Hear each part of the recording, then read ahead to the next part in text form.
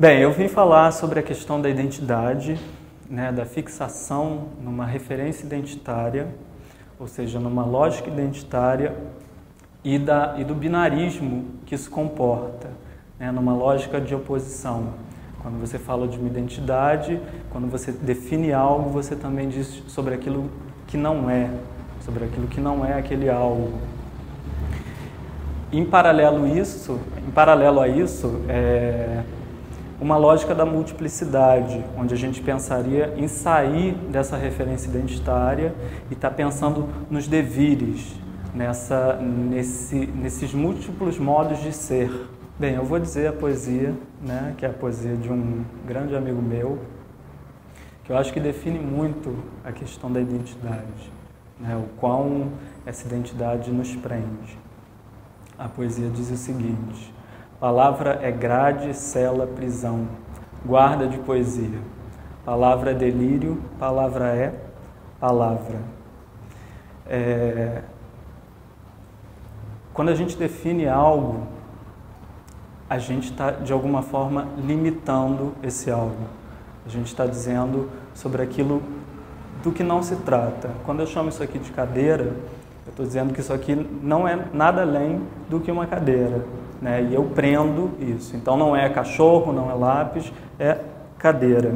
Quando a gente leva isso para a questão do ser humano, quando a gente dá um nome, a gente está fechando todas as possibilidades desse ser humano ser qualquer outra coisa.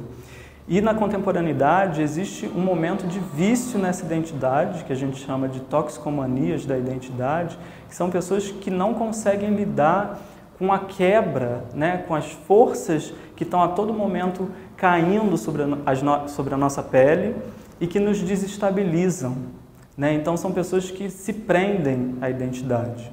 Se a gente volta um pouquinho na história, né, a gente vai perceber que houve a criação de um sujeito, houve a criação de um homem e de um tipo determinado de sujeito. Então a gente pode pensar num sujeito do iluminismo, né, que é o sujeito da razão, é o sujeito a partir de Descartes, do penso logo existo. Então se eu penso é porque existe um eu anterior, né? E da ideia de John Locke também, que traz a ideia de mesmidade, que seria que a gente, por mais que o eu se desenvolva, tem sempre algo ali na essência, um núcleo que permanece idêntico. Então, essas são construções que vão possibilitando um determinado tipo de sujeito, juntamente com as revoluções tecnológicas e científicas, que o homem se apodera, né? O homem começa a ser autônomo, começa a ser controlador de uma natureza que antes colocava medo nele. Então agora o homem controla. E são produções de um privado em detrimento de um público, né? Começa a haver essa distinção. Depois da Idade Média, o homem sai dessa ligação com a igreja e passa a falar direto com Deus. Isso traz uma consciência individual muito forte, né? Então são elementos da história que foram produzindo um determinado tipo de sujeito. No caso, o sujeito da razão, o sujeito do iluminismo.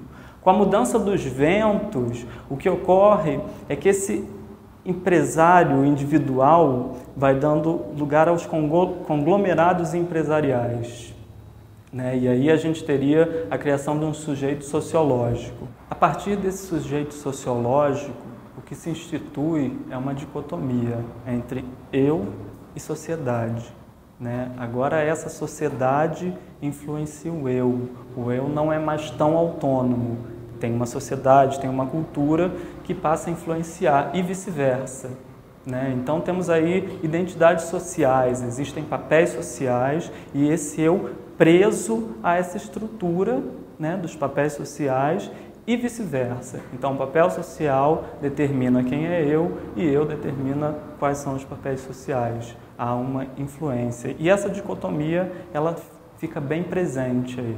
A partir do século XX, algumas transformações ocorrem que irão determinar o que Stuart Hall, que é um sociólogo, chamou de crise da identidade. São 5 transformações na modernidade que começam a tirar o eu do seu trono, desse lugar. A primeira delas é a revisão autosseriana de Marx, né, que diz que a condição histórica determina o homem. O homem deixa de ser autor da história. Então tem um contexto histórico que determina esse homem. A segunda dessas transformações foi a leitura que Lacan fez de Freud, a sua máxima "penso onde não penso que sou", que é a ideia de inconsciente, obviamente trazida por Freud, de que esse eu significa apenas 10%. Os 90% restantes é um inconsciente que comanda. Então esse eu não é senhor de si. A terceira mudança, a terceira transformação seria a linguística de Saussure, que diz que a gente nasce imbuído num sistema social linguístico. Tudo aquilo que a gente fala, na verdade, já foi falado anteriormente. Então, nós não somos autores das nossas falas. A quarta transformação vem a partir de Foucault e a sua ideia de instituições disciplinares. A gente estaria, de alguma forma, determinado por essas instituições. Seriam tanto a família, quanto a escola, quanto o exército, essa arquitetura que cria um privado, mas que, de alguma forma, nos comanda. Então, também não somos tão senhores de si. E, por último, as feministas, com a ideia de um sujeito generificado. Um sujeito pensado a partir de um gênero que é construído, um gênero que é construção. Um outro autor que colabora com esse destronamento do eu é Nicholas Rawls, com a sua ideia de genealogia da subjetivação. O que ele pretende com isso é mostrar que o psiquismo ele é uma criação. O eu, o homem, o sujeito, é uma criação e uma criação datada. Não se podia falar de um sujeito anteriormente. Ele vem rebatendo a ideia, inclusive de existencialistas, que pensavam a história de um eu que é modificado a partir de determinantes culturais, sociais e históricos. O que ele vem pensar não é essa ideia de pessoalidade, isso é algo datado. Esse interior é criado, esse psiquismo como algo do interior é uma construção e é datada da modernidade. Assim ele traz a ideia de um sujeito epistemológico, que é conhecedor de si, um sujeito despótico, controlador de si, e um sujeito cuidador de si, como produções dessas instituições. Nesse caso, um ótimo exemplo seria a literatura de autoajuda, que a todo momento está se referenciando a esse eu, em como fazer. Um eu que sabe, que tem possibilidade de ser autônomo e fazer, e guiar a sua vida e controlar a sua vida. Então, constantemente, estamos submetidos a linguagens de produção de privacidade, linguagens de produção de eu, linguagens de pessoalidade. Segundo a autora Sueli Ronick, essa interioridade poderia ser pensada a partir de uma dobra do exterior. E aí estaríamos falando de um fora. O que ela propõe é que não exista esse pensamento do interior. O interior seria pensado a partir de uma dobra do fora. E ela propõe um exercício. Ela pede que a gente arranque a pele do corpo, abra e faça um plano.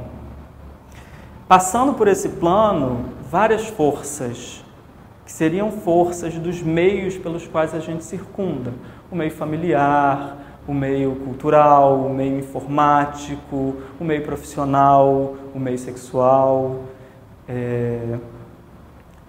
Essas forças vão batendo nesse plano e vão produzindo diagramas com dobras. Quando essas dobras se fixam no tempo, isso sim seria a identidade, isso sim seria a interioridade. Assim, isso que a gente chama de dentro, na verdade, seria o fora. É como a gente vem tentando traçar aqui essa linha da pele e, na verdade, o que é dentro da boca é fora. Então, os nossos órgãos, que a gente chama de interno, na verdade, seria uma invaginação do externo. E ela pega esse exemplo para falar da subjetividade, para falar do que se chama hoje interioridade.